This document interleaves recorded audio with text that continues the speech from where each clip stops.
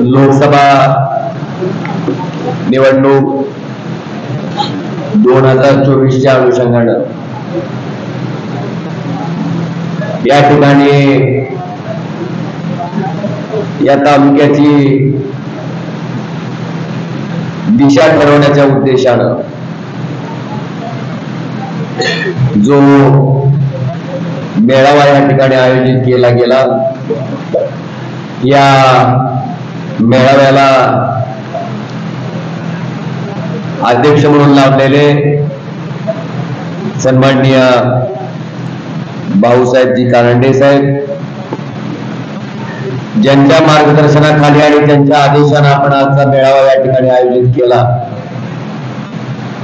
ते कैलासवासी पवनराजे निंबाळकर साहेबांचे मित्र आदरणीय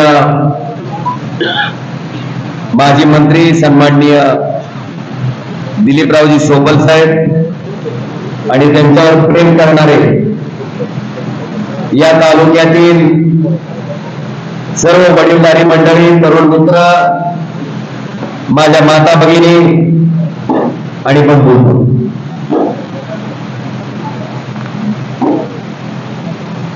साहेब मी तुम्हाला अतिशय बारकाईने बघतोय.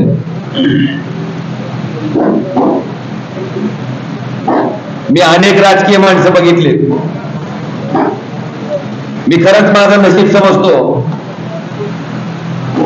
की लोकनेते विलासरावजी देशमुख साहेबांबरोबर मला जवळून त्यांना बघता आलं की एक मुख्यमंत्री असलेला माणूस कशा पद्धतीनं काम करू शकतो हे मी स्वतः जवळून बघितलं. स्वर्गीय गोपीनाथजी मुंडे साहेबांना सुद्धा मी अतिशय जवळून बघितलंय की माणसं लोकनेते असंच होत नाही. आणि सगळ्यात महत्वाचं, शिंदे सम्राट शिवसेनाप्रमुख बाळासाहेब ठाकरे त्यांनाही जवळून बघता आलं, अनुभवता आलं. आणि साहेब माझं निरीक्षण येऊन थांबलं की तुमच्या जवळ.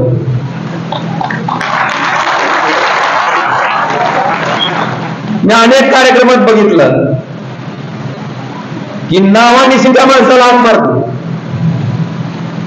आणि कार्यक्रम कुठला का असं ना, मी कधीच पुतळा लागले मागं लागल्यासारखं कार्यक्रम केलेला बघितलं नाही मी त्यांना, एकदा बी नाही.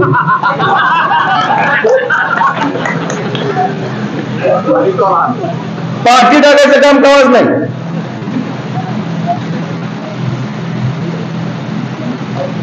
वास्तुशांतीचा कार्यक्रम असू द्या, लग्नाचा कार्यक्रम असू द्या,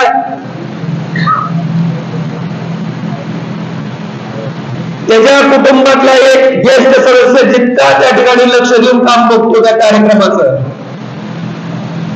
त्याच्यापेक्षा एक काकल पुढे जाऊन साहेब त्या प्रत्येक कार्यक्रमात त्यांचा वावर असतो. मी अतिशय बारकाईने बघितलं आणि मग माझ्या लक्षात आलं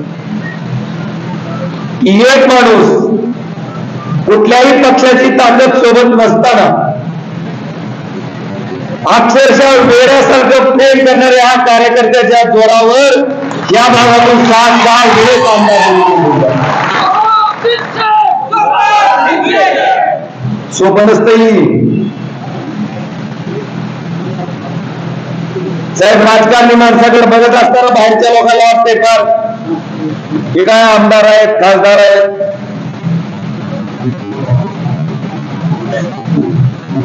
वैयक्तिक आयुष्य त्या माणसाला काहीच राहत नाही.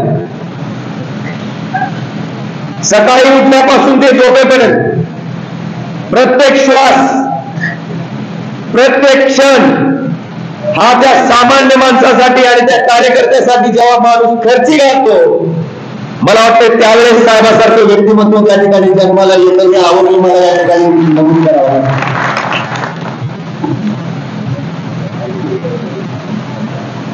साहेब मी शब्दाचा फार पक्का आहे. तुम्ही बघितलं आम्ही लहान आणि राजकारणात नाही तुमच्यापेक्षा, पण एकदा का शब्द दिला तर मग जीव गेला तरी भेटणार, पण शब्द नावाला जीव नाही.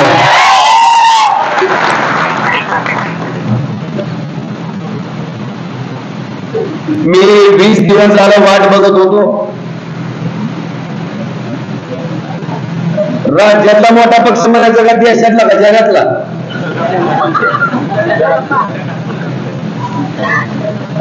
जगातला म्हणून आज उमेदवारी जाहीर होती का उद्या होती, आणि 2 डझन नाव येऊन गेले साहेब.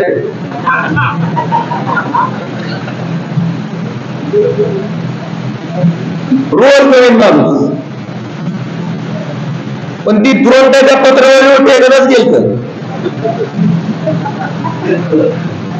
पुन्हा दिवसाला माणूस बदलला, पुन्हा सकाळून येईल दुपार वेळेला संध्याकाळी येत चाललं.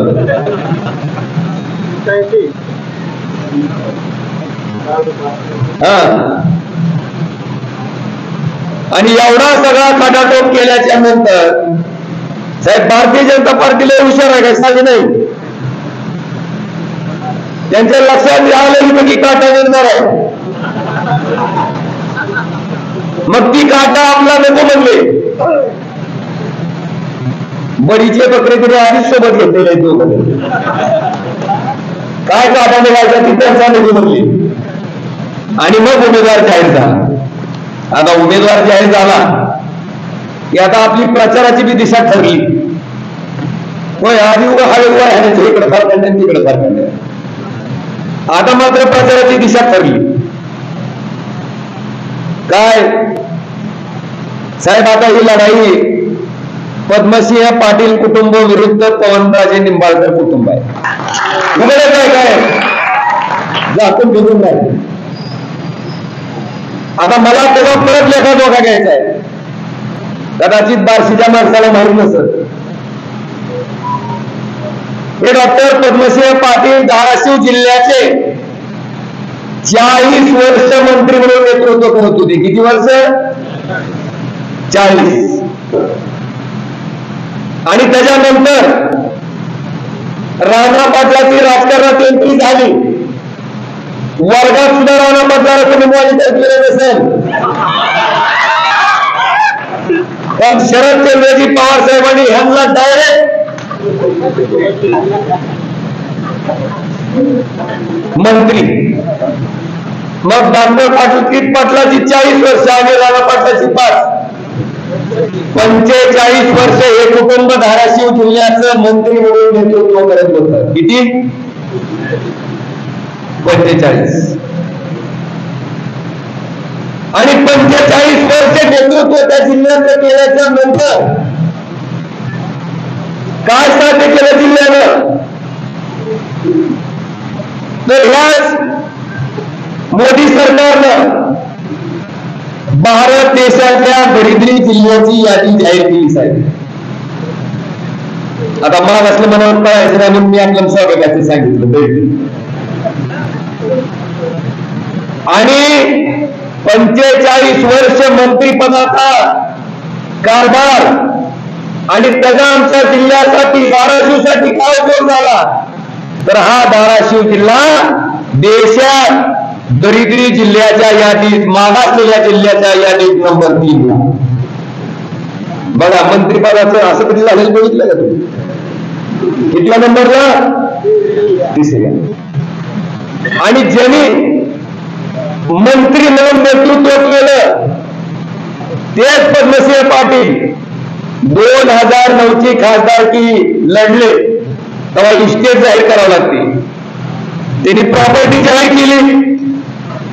ते पद्मसिंह पाटील देशातल्या श्रीमंत खासदाराच्या पैकी पूर्ण देशात क्रमांक 3 चे श्रीमंत खासदार म्हणून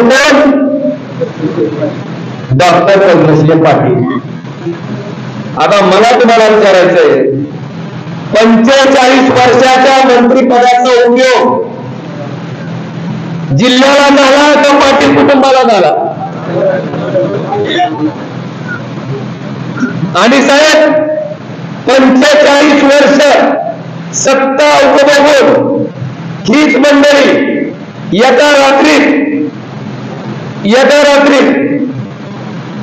कुठल्या पक्षात गेली? कुठं? कमळामध्ये. आणि राष्ट्रवादी मधून भाजपमध्ये जायचं कारण काय सांगितलं? विकास करायचा आहे. पवार साहेबांचं भाषण केलं असं तुम्ही? अरे तूच बनते होता 45 वर्ष, मग काय भाषण ऐकले मी कुठला माहिती. आता गंमत असे आहे, ज्या राष्ट्रवादी काँग्रेसमधनं भाजपमध्ये गेले का विकास करायचा म्हणून, त्याच भाजपमधून आता परत कुठं चोर नेली. फरक आहे. चोर वेगळ्या राष्ट्रवादीकडे. आता कारण काय? बहुतेक कमळाला विकास जमला नाही म्हणून परत राष्ट्रवादी. साहेब मला हे उदाहरण देत असताना एक गोष्ट मला तुम्हाला अंडरलाईन करायची की 45 वर्ष मंत्री केलेल्या शरद पवार साहेबांना गद्दारी करून ही माणसं एका रात्री भारतीय जनता पार्टीत गेली. आणि दुसऱ्या बाजूला पवनराजेचा पोरगा ओमराजे, ज्याला उद्धव ठाकरेंनी एकदा आमदार आणि एकदा खासदार केलं. आमची सत्ता जात होती, आमच्या पक्षाचं चिन्ह जात होतं, आमच्या पक्षाचं नाव जात होतं, आणि पलीकडे गेलं तर 50 खोके मिळत होतं. पण त्या 50 खोकेवर लाभ मारे निष्ठेनं आणि इमानदारीनं उद्धव ठाकरे साहेबांना उभा राहायला लावून. हा पहिला फरक त्यांच्यामध्ये ना आमच्यामध्ये. आता दुसरा, चुकून जर राणा पाटील 2019ला खासदार झाले असते तर खालची विधानसभा कुणी लढली असती? तुम्हाला मी काय आहेत अर्चना पाटील.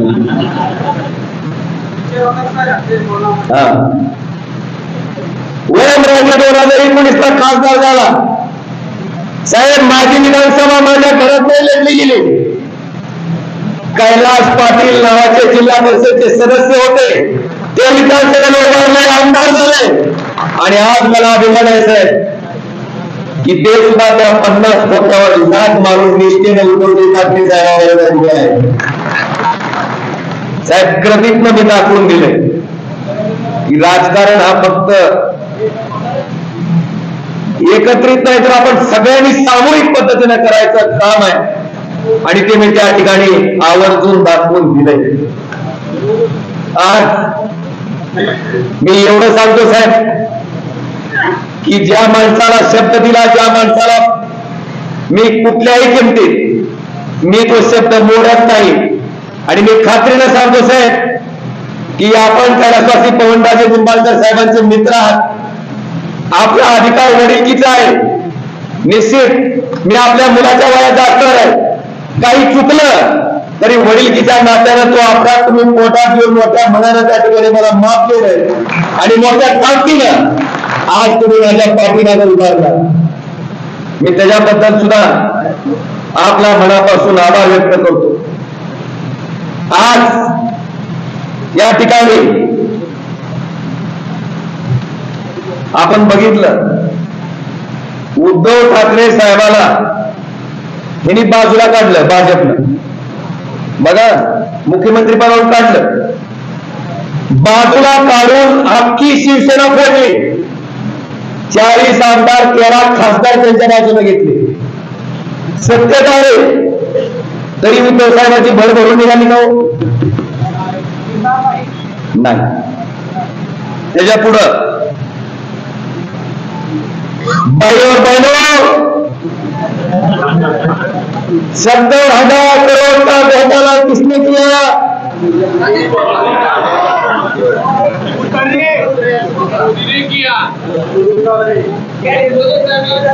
घोटाळा केला म्हणून भाषण केलं 5व्याच दिवशी तेच अजितदादा त्यांच्याच मंत्रिमंडळात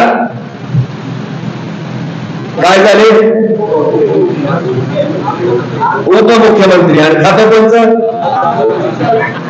आमची लय उसून गेली त्या अजितदादा निधीच दिना पैसेच दिना आता दिले तर विचार आणि खातं कोणतं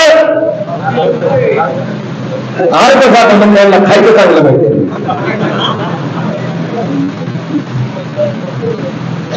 बघा दुसरी पार्टी फोडली अजितदादा बरोबर किती जण गेले पण आणतात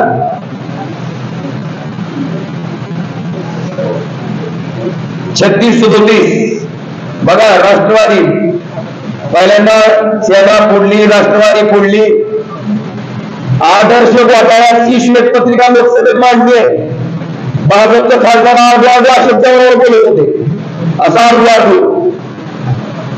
आणि तेच अशोक चव्हाण फोडून कुठे गेले तरी बरोबर मिळाले नसेल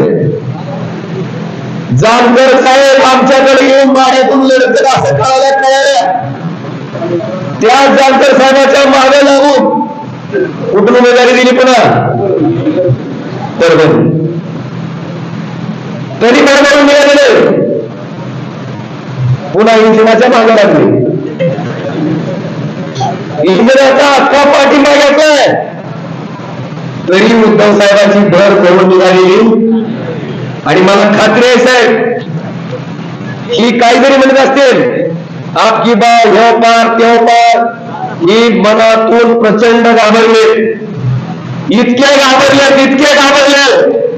आणि तुम्हाला सांगतो खात्रीनं की ह्याचा अंत सुद्धा त्याच पद्धतीने होणार आहे महाराष्ट्रात खालच्या पातळीचं नसलेलं राजकारण जनता विसरणार नाही याचा हिशोब जनता घेतल्याशिवाय राहणार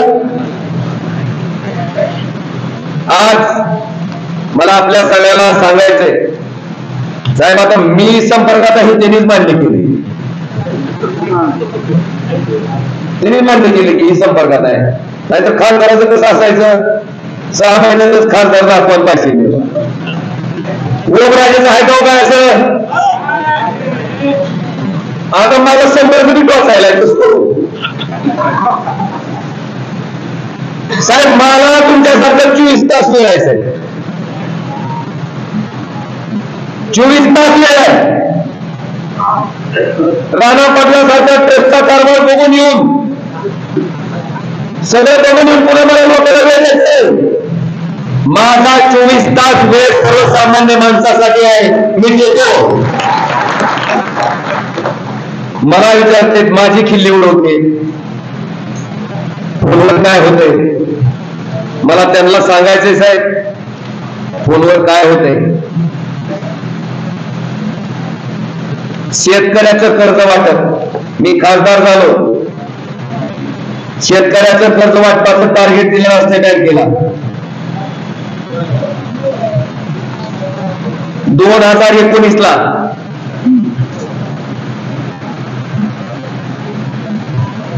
39% कर्ज वाटप झालं साहेब टार्गेट होतं 1379 कोटी कर्ज वाटप 536 कोटी आणि त्या ठिकाणी सूत्र हातात घेतल्याच्या नंतर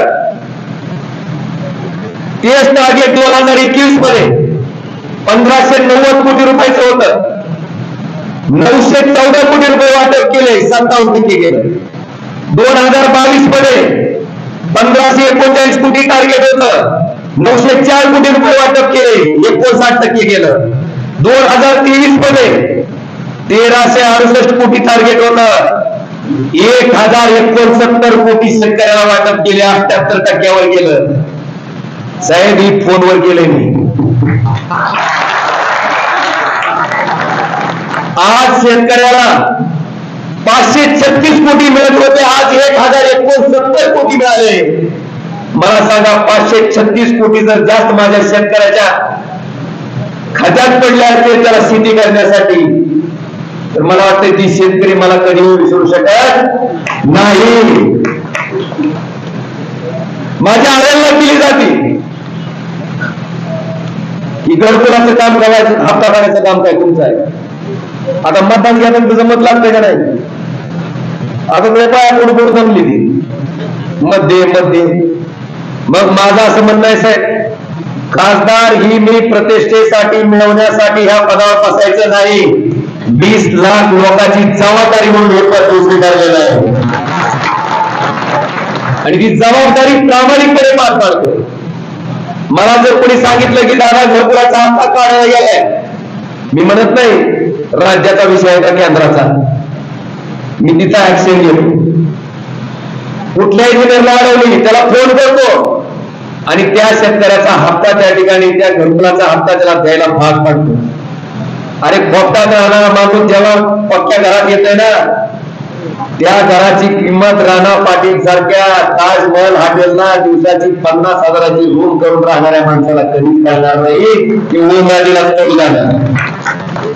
कोरोनाच्या कालावधीमध्ये अनेक लोक होते, कुणाला व्हेंटिलेटरचा बेड लागायचा, कुणाला ऑक्सिजनचा बेड लागायचा, कुणाला डायबिटीसचं औषध लागायचं. साहेब ओमराजे एक क्षणही थांबला नाही, प्रत्येकाचे फोन उचलून प्रत्येकाला मदत करायची भावना त्या ठिकाणी ओमराजेने त्या ठिकाणी पाळली. आणि आज त्याची कमाल अशी आहे की कोरोना जवळपास 3-4 वर्ष लोटून गेले, पण आजही साहेब गावागावात गेल्यावर माणूस भेटतंय आणि सांगताय की तुम्ही केलेल्या मदतीमुळे माझे वडील वाचले, तुम्ही केलेल्या मदतीमुळे माझा नवरा वाचला. साहेब ह्याच्यापेक्षा मोठा आशीर्वाद कुठला असू शकत नाही. आणि आपल्याला सांगू इच्छितो की फोनवर जे तुम्ही नावं ठेवता ना, फक्त 7 तारखेचं मतदान होऊ द्या. 7 तारखेचं मतदान झाल्यावर 4 तारखेच्या मजबूत मिनिमम तुम्हाला दाखवून देतील लोक की फोन उचलल्यावर काय होत आहे आणि काय नाही.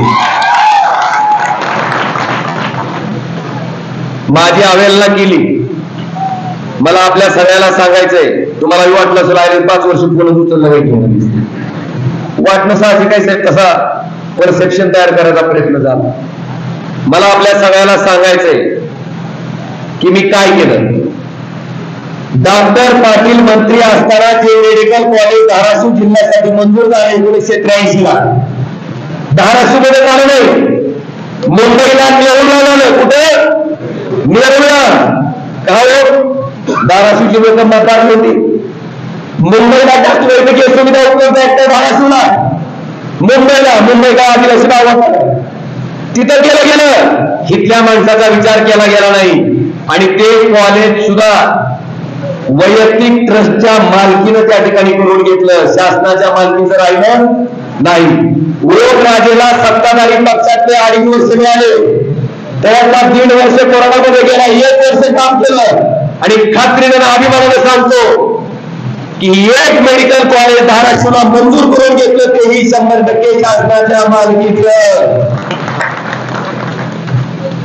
हे माझं पहिलं सारखं विचार सर ठळकतात ठीक आहे बरोबर ठळकतात.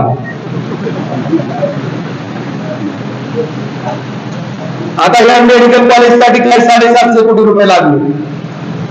साहेब RDSS चा मी अध्यक्ष आहे, सोलापूरचा सुद्धा. सोलापूरला 3 खासदाराचा मतदारसंघ आहे. भारतीय जनता पार्टीचे दोन्ही खासदार सिद्धेश्वर स्वामी, जय सिद्धेश्वर स्वामी आणि रणजित सिंह नाईक निंबाळकर, या दोघांनी मला म्हटले ओमराजे तुम्ही वेळ देऊ शकता, तुम्हाला माहिती आहे त्या दोघांनी सहमती देऊन माझा मतदारसंघातला थोडा भाग असताना सुद्धा या RDSS मला अध्यक्ष केलं. आणि मी अध्यक्ष झाल्याच्या नंतर या बार्शीसाठीची विजेची फार मोठी अडचण होती. साहेब मला अभिमानाने सांगायचंय की 33 kVची 4 सबस्टेशन आपण बार्शी तालुक्यामध्ये RDSS मध्ये मंजूर करून घेतली. गाडेगाव रोड बार्शी शहराला, खपाळवाडी, डोलारी आणि केसरी हे 4 33 kVचे सबस्टेशन आणि additional power transformer. Pune substation आहे पण पॉवर मुळे व्होल्टेज मुळे ट्रिपिंग येते, लाईट बंद पडती, कधी ही फाटा चालवायचा, कधी ही फाटा चालवायचा, कधी ही फिटर बंद ठेवायचं, कधी ती फिटर चालवायचं. या अडचणीतून मार्ग काढण्यासाठी पानगाव, हिंगणी, शेंद्री, उपळाई, बोरगाव, पांगरी, धामणगाव, चिकरडे, सुरडी आणि गौडगाव या 10 ठिकाणी ऍडिशनल पॉवर ट्रान्सफॉर्मर आपण RDSS या योजनेत मंजूर करून घेतले. त्याचबरोबर क्षमता वाढ, वैराग सबस्टेशनला आपण त्या ठिकाणी क्षमता वाढ करून घेतली. नवीन ट्रान्सफॉर्मर साहेब 5 वर्षात आम्हाला फक्त 81 ट्रान्सफॉर्मर शेतकऱ्याचे वैयक्तिक डीपीडीसी मधून करता आले, पण आरडीएसएस मधून एका झटक्यात 485 ट्रान्सफॉर्मर आपण त्या ठिकाणी शेतकऱ्याचे मंजूर करून घेतले आणि 234 ट्रान्सफॉर्मर जे 63चे होते ते सरसकट 100 करायचा निर्णय घेतला. ह्याच्यासाठी 190 कोटी 21 लाख रुपये इतके पैसे आपण आरडीएसएसच्या माध्यमातून बार्शी तालुक्यासाठी दिले. ही माझं ठळक काम. आता मला तुम्हाला विचारायचंय, मेडिकल कॉलेजचे 700-750 कोटी, ही 190 कोटी, ही काय मी गोरगरवाडीची जमीन इकून आणून दिले का? माझी वैयक्तिक प्रॉपर्टी इकून आणले का? पैसे कुणाचे? आमदार असो खासदार असो, शासनाकडून आलेला पैसा जो खर्च करतो तो पैसा त्यानं वैयक्तिक विकलेली प्रॉपर्टीचा पैसा नाही, अजिबात नाही. पैसे कोणाचे? जीएसटी भरताना नाही, शर्टावर जीएसटी, पॅन्टीवर जीएसटी, चष्म्यावर जीएसटी, माणूस वर गेल्यावर पोचवायच्या सामानावर सुद्धा जीएसटी, दौडाला जीएसटी, हाताच्या पाण्याचा चांगला लक्षात येईल. म्हणजे तुमच्याकडून जीएसटीच्या रूपानं जमा केलेला पैसा, अरे तुम्ही आम्हाला निवडून दिले म्हणून अधिकारा, म्हणून आम्ही तुमच्यासाठी खर्च केले. ह्याच्यात उपकाराची भाषा पाहिजे का कर्तव्याची? ओळख राजमन कर्तव्य म्हणून नारळ फोड्या कार्यक्रम केला नाही. माझा मीच सत्कार करून घेतला का? पैसे तुमचे आहे, तुम्ही निवडून दिले म्हणून आम्हाला अधिकार दिला आणि तुमच्यासाठी खर्च करणं आमचं काय कर्तव्य आहे. मला माहिती आहे तुम्हाला बोलवाले ठरत ना, पण मला सांगणं गरजेचं आहे, कारण तुम्हाला वाटायचं म्हणून सांग. पुढचं प्रधानमंत्री ग्राम सडक योजना 32 कोटी रुपयाचे रस्ते आपण या बार्शी विधानसभा मतदारसंघामध्ये मी खासदार झाल्यापासून केले. खासदार निधी म्हणून 2 कोटी 81 लाख बार्शी तालुक्यासाठी मी त्या ठिकाणी दिले. नारळ फोड्या केला का? पण बघा केलं नाही का? त्याचबरोबर 25-15 मधनं ज्यावेळेस सरकार होतं आपलं 71 लाख रुपयाचं काम आपण बार्शी तालुक्यासाठी केलं. त्याचबरोबर 30-54-50-54 1 कोटी 22 लाख रुपये जिल्हा नियोजन समितीच्या माध्यमातून दिले आणि जनसुविधेमधनं 63 लाख रुपये माझ्या बार्शी तालुक्यासाठी दिले. ही द्या ठळक काम.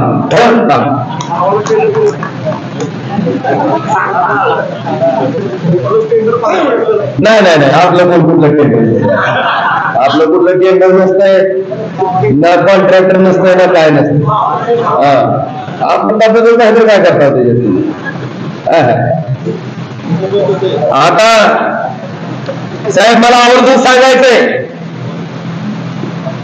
ही मुरलीहून कुर्डवाडीहून बार्शी आपण कसं काय वाटत होतो?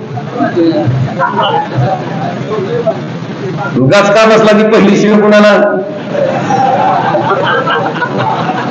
काय खरंय की खरंय?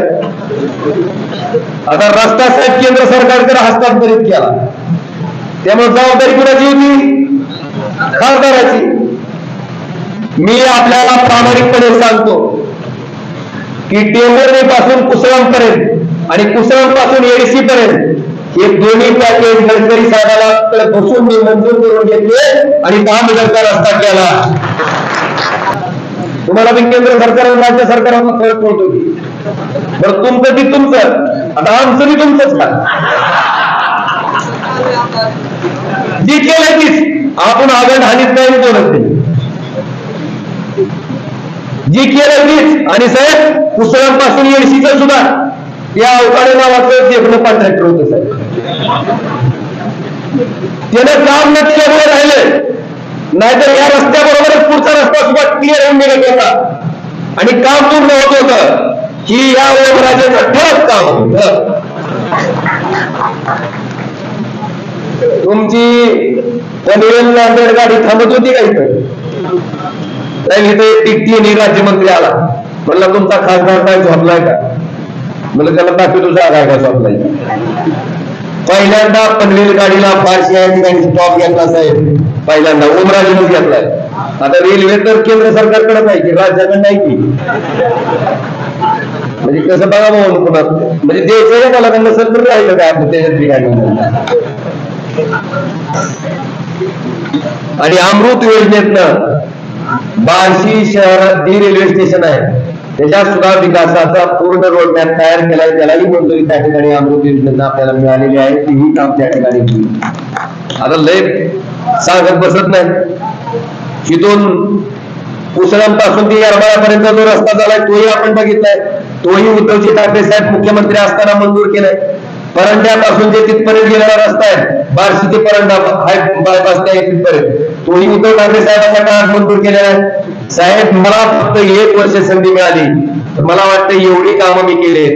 आता मला त्यांना विचारायचंय की त्यांचेच पिताश्री 5 वर्ष खासदार होते, मग बार्शी कशी चमकवली जात थोडक्यात तरी आम्हाला सांगा ना. मला सांगा. मी लोकसभेतली माहिती काढली, एक पटाई यांना सुद्धा बोलला नसतं, यांना सुद्धा नाही. ओम राजे 71 वेळेस बोलला. मला खासदारची प्रतिष्ठा म्हणून मिळवायची नव्हती, तुमच्यासाठी काम करायचं, तुमचा आवाज म्हणून तिथं जायचं होतं आणि मी ते केलंय. आज मला आपल्याला अजून सांगायचं साहेब की टेंभुर्णी पासून ते लातूर पर्यंत 4 पदरी रस्त्याचा निधी सुद्धा गडकरी साहेबांच्या मागण्या लागून आपण मंजूर करून घेतलाय. ही 5 वर्ष झाल्याच्या नंतर पुढच्या 5 वर्षाला ही चौपदी रस्त्याला तुम्हाला यायचं बाकी मिळेल. हे तुला आवर्जून मी आजच्या कार्यक्रमात आपल्याला सांगतो. आणि म्हणून झालं बाबा कामाचं शान झालं का असं काय आहे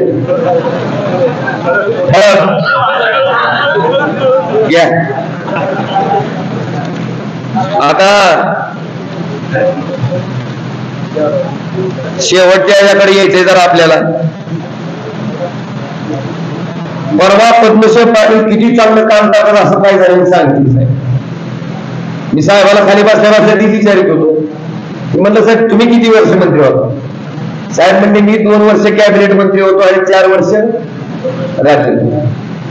मला सांगा 2 आणि 4 6 वर्षाच्या मंत्रिपदाच्या काळात बार्शी तालुकाच आहे की, आणि तिकडं 45 वर्ष मंत्री आहे धाराशिवचं. आणि धाराशिव काय आमची आडत बघितली का गावाची? धाराशिवची आडत बघितली नाही, कुत्र्यांची बघितली. आणि बार्शी 6 वर्षाचं मंत्रिपद आहे, तीही 2 वर्ष फक्त कॅबिनेट आणि 4 वर्ष बघितली का इथली बाजार. आणि हे सांगायला साहेब डॉक्टर पाटील किती देत नाही. मग नेमकं करायचंय काय? बार्शीची बाजार समिती धाराशिव सारखी करायची का? होय करायची का?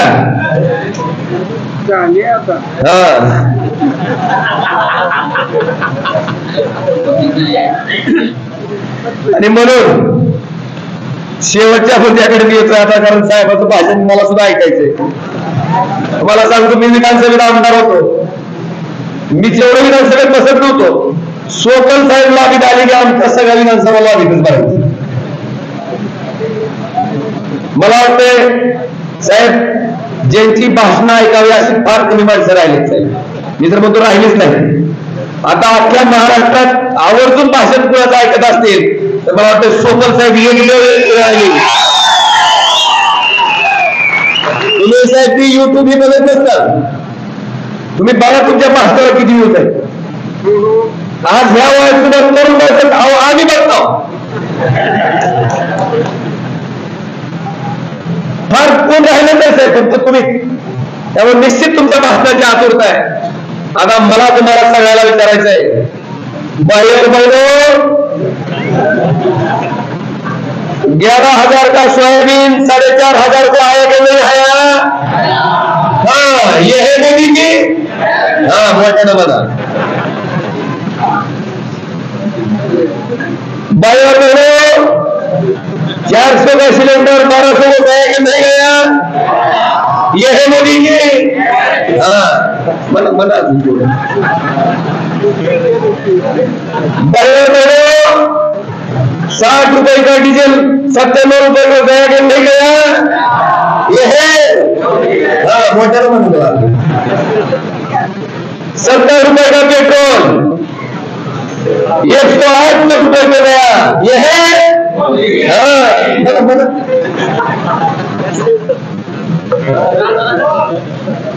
खाद्यान्न पोतं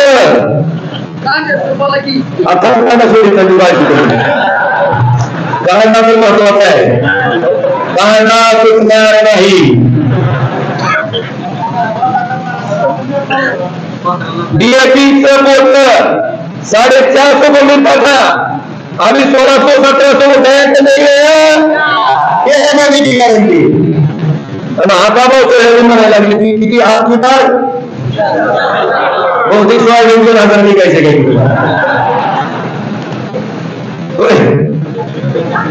पिछल्या सोयाबीन वाल्याची ती परिस्थिती आहे की कांदा कापली ती। मी साहेब त्यातला म्हणून गावात घेऊन तालुक्यात तिथं 100% कांदा उत्पादक शेतकरी आहे। साहेब कांद्यात घेऊन बसली ती। म्हणलं का बसला? म्हणजे कमळाची माणसं प्रचार आली की मला दाखवायचं अक्षरशः त्या गावात तुम्ही माहिती घ्या, पत्रकार जर असतील तर माहिती घ्या। जियातला मध्ये जाऊन भारतीय जनता पार्टीच्या कार्यकर्त्यांना प्रचार सभा घेतली ना, मला तुम्ही माहिती घेऊन सांगा। मी तुम्हाला आवर्जून सांगतो 2 दिवस आहे 2 तालुक्यात यातला ही परिस्थिती आहे का? कांद्याचा भाव 60 ला गेला की कांद्यावर निर्यात लगेच कांदा आमचा शेतकरी उखंड्यावर। सोयाबीनचा भाव 11,000 गेला की पाम तेलावरचा आयात शुल्क कपात, सोयाबीन आयात 11,000 रुपये सोयाबीनचा भाव 4,000 ला।